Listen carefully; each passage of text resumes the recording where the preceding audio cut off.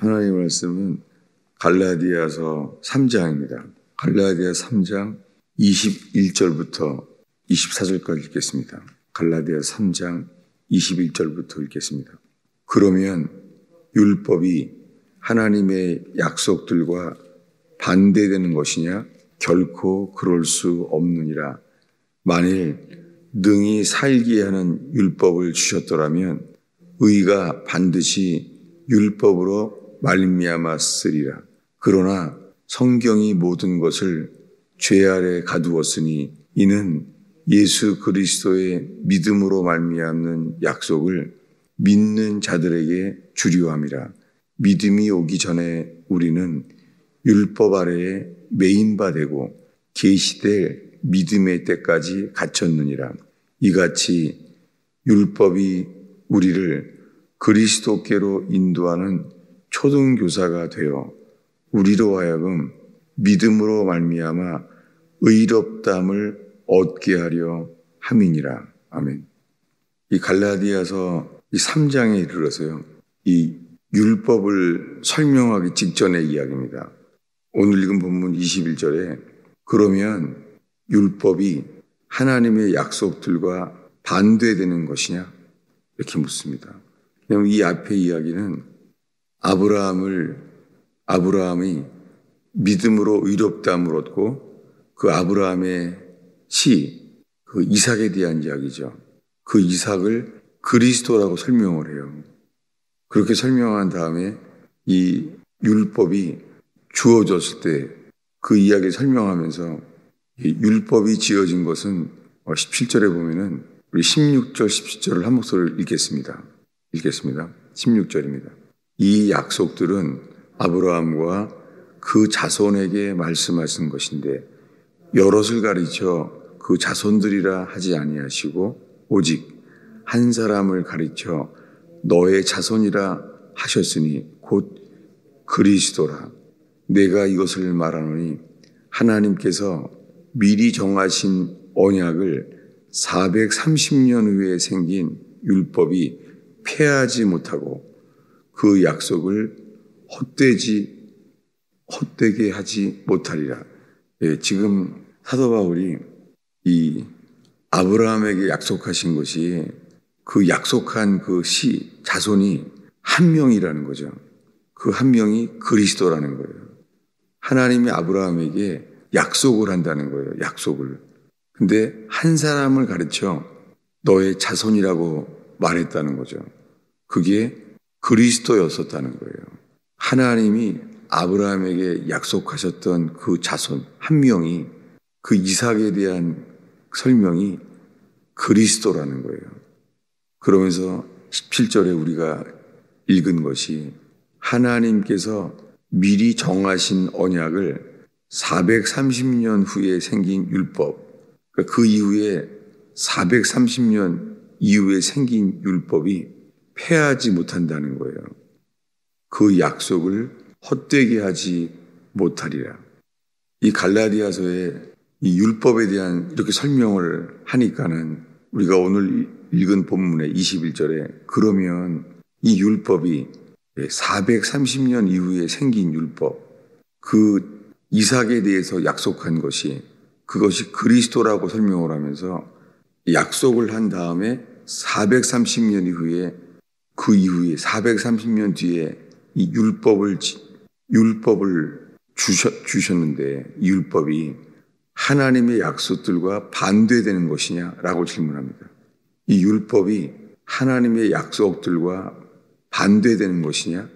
결코 그럴 수 없다는 것이죠. 만일 능히 살게 하는 율법을 주셨더라면 의가 반드시 율법으로 말미암았으리라. 그렇지 않다는 거죠. 이 약속은 믿음으로만 주어졌다는 거예요. 율법으로는 그것을 받을 수 없다는 것이죠. 그래서 22절에 이렇게 말합니다. 22절을 읽겠습니다. 그러나 성경이 모든 것을 죄 아래 가두었으니 이는 예수 그리스도의 믿음으로 말미암는 약속을 믿는 자들에게 주려 함이라. 이 그리스도가 오시기 전에 이 430년 동안 이 율법 가운데 있었잖아요. 이 율법과 믿음이 이 부닥치냐는 것이죠. 오늘 새벽에 읽은 이 갈라디아 3장 21절 말씀이 그러면 율법이 하나님의 약속들과 반대되는 것이냐라고 말합니다. 율법이 하나님의 약속들과 반대되는 것이냐. 여러분 이론적으로는 아니겠죠. 이론적으로는. 그런데요. 예수님이 이 땅에 오셔서 이 육신이 되어서 이 땅에 오셨잖아요. 근데 예수님이 행하신 일들이 사람을 살려내셨잖아요. 예수님은 주로 많은 경우에요. 안식일 날 사람들을 고치셨어요. 왜 하필이면은 안식일 날 고치셨어요. 그랬더니 바리새인들은 그 병 고침의 역사에 집중하는 것이 아니라 왜 하필이면 안식일 날 병을 고치느냐. 안식일 날 병을 고치니까 자리를 들고 일어나라 라고 말한 사람은 그 말을 순종해서 침상을 들고 가잖아요. 들고 가니까 그 사람이 병 고침을 얻고 예수님이 저를 살렸구나. 그게 들어온 것이 아니라 저자는 율법을 범하는 자구나. 특별히 안식일을 범하는구나. 이렇게 부딪혔어요. 여러분, 우리가 이론적으로는 주님이 주시는 약속과 율법이 반대되지 않겠죠. 근데 지금처럼 이렇게 갈라디아서에 질문하게 되는 것이죠. 뭐냐면 그러면 이 율법이 하나님의 약속들과 반대되는 것이냐? 그렇지 않죠. 그렇지 않는데도 불구하고 이 율법이요. 율법을 붙잡힐 수가 있는 거예요. 믿기만 하면 되는데 믿음에다가 율법을 지키려고 하는 거예요. 예를 들면은 율법을 지키게 되면요, 기쁘잖아요. 아, 율법을 이제 지키게 되는구나. 근데 율법을 지키게 되는 것이 그걸 지키게 되는 것을 기뻐하지만 점점 지킬 수 없는 상황이 오잖아요. 율법을 다 지킬 수 없는 절망이 오잖아요. 그럴 때에 처음에는 주님을 믿음으로 주님을 믿기만 해서 성령이 우리에게 역사한다고 했는데 신앙생활을 오래 해가면서요. 신앙생활에 이 율법의 규례가 생기는 거예요. 이 교회에서 하는 규례, 어떤 율법들 그런 것들을 이제 할 수 있잖아요. 그 율법이 우리에게 율법을 지킴으로 말미암아 우리 속에요. 자기의가 생기는 거 있죠. 그래서 하지 못하는 사람들에 대해서는 판단하고 평가하게 되는 거 있죠. 비판하게 되고. 저는 요즘 이게요. 빛과 그림자처럼 제게는 그래요. 성경에 저는 그림자라는 단어를 성경에서 이 마음에 심겨진 적이 없었어요.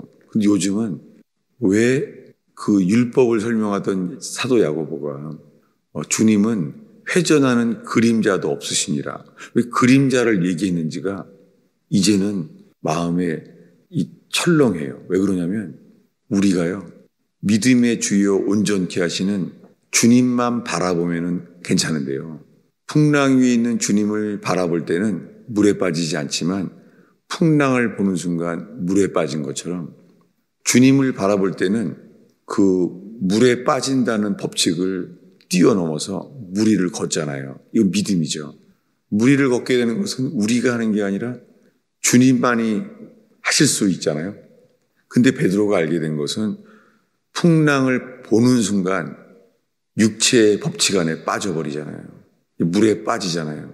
이 베드로의 이야기에 주님이 오라 했을 때 그 말씀만 순종했을 때는 무리를 걸었는데 풍랑을 보는 순간 주님을 놓치잖아요. 그러니까 우리가 지금 율법 앞에요. 믿음으로 주님만 바라볼 때는 풍랑에 빠지지 않죠. 그런데 풍랑을 보는 순간 물에 빠지는 것처럼요. 우리가 율법에 빠지게 되는 거 있죠. 자꾸만 뭐냐면 율법을 또 잘 지키려고 율법을 잘 지켜야지만 이 회복될 줄로 아는 거 있죠. 그래서 신앙생활을 잘 하던 사람들도요. 이게 오히려 이제는 교회 일을 소홀히 하게 되는 거예요. 나쁜 뜻이 아니라요. 뭐냐면은 괴로워하는 거죠. 어떻게 하지 못하는 거예요. 신앙생활을 잘할 때는 율법에 빠지고, 그렇다고 그러면 신앙생활 이제는 다시 대강하자. 너무 이 종교생활에 매였다. 그때가 이거예요. 지금 이런 모순되는 상황. 아니, 마땅히 기도생활을 해야 되는데 말씀을 힘써라고 성경에 되어 있지만 이제는 안 할 거야. 왜냐하면 율법에 매이는 순간이에요. 이럴 때는 신앙생활을 차라리 좀 너무 매여 있다. 어떻게 할 수가 없는 거예요. 이때에 대하여 오늘 이렇게 질문합니다. 뭐냐면 갈라디아 3장 21절에 그러면 율법이 하나님의 약속들과 반대되는 것이냐? 라고 우리에게 묻게 됩니다. 이 율법과 믿음이 부닥치는 거죠. 살면서. 그래서 신앙생활을 잘하던 사람이 교회 생활을 기쁨으로 누리던 사람이요. 이게 율법에 빠지게 되니까 내가 신앙생활을 잘하기 때문에 내가 했기 때문에 은혜를 주신 줄로 알게 되는 거죠. 어느 순간 벌써 율법을 쌓고 있는 거죠. 율법을 의지하고. 성경을 많이 특별히 기도에 힘쓰게 되면요. 주님이 은혜를 주시죠. 그래서 주님이 기도를 격려하시죠. 기도하니까 정말 주님이 은혜를 주시는구나. 근데 어느 순간부터인가는 아니에요. 기도를 더 많이 하는데도 아무 일도 없는 거예요. 그리고 기도를 더 할수록요. 오히려 주님이 은혜를 주시지 않는 것처럼 보이는 거예요. 왜요? 그게 또 내가 기도를 해서 내가 기도를 많이 하니까 은혜를 주시는구나. 어느 순간 행위에 빠졌죠. 어느 순간 율법의 행위가 쌓이는 거예요. 여러분, 그래서 주님은 말합니다. 주께 영광 돌리라는 거예요. 그리고 감사라는 거예요. 감사함으로 깨어 있으라는 거예요. 여러분, 제가 살면서 감사한다는 게요. 얼마나 중요하냐면 감사하는 사람들은 이 율법에 빠지지 않고 내가 율법에 빠졌구나. 주님이 깨어있게 하신다는 거예요. 여러분, 우리가 새벽 기도를 하는 것은 정말 축복된 일이에요. 그런데 주님이 우리를 이끌어 주셔서 우리가 지금 새벽에 예배하게 됐다는 것을 기억하는 것입니다. 왜냐하면은 내가 새벽 기도를 열심히 나오니까 주님이 역사하실 거라는 기대, 내 행위에서 말미암는. 여러분, 이 순간에 아버지께서 이끌지 아니하시면 내게로 올 자가 없느니라. 여러분, 오늘 우리가 자랑할 것이 하나도 없습니다. 새벽 기도를 열심히 하게 된 것도 자랑할 것이 아니라 감사할 일이죠. 주님이 깨어나게 하심이. 여러분, 이렇게 오늘 우리가 은혜로만 나아가며 감사함으로 오늘 새벽 기도가 열리기를 축원합니다. 율법. 저는 요즘 율법이 그림자와 같아요. 그분을 믿음으로만 바라보는 것. 거기는 우리가 행할 게 아무것도 없죠. 그저 주님을 믿고 듣는 것뿐이죠. 이렇게 하면 주님이 원래 약속하신 대로 믿고 들음으로 값없이 거저 자격이 없는데도 성령을 우리 안에 주실 줄로 믿습니다. 우리가 더 좋은 일을 많이 주셔도 그저 감사하며 영광 돌릴 뿐입니다. 내가 한 것이라고 율법의 행위로 굳혀지지 않는 저와 여러분 되기를 축원합니다. 기도하겠습니다.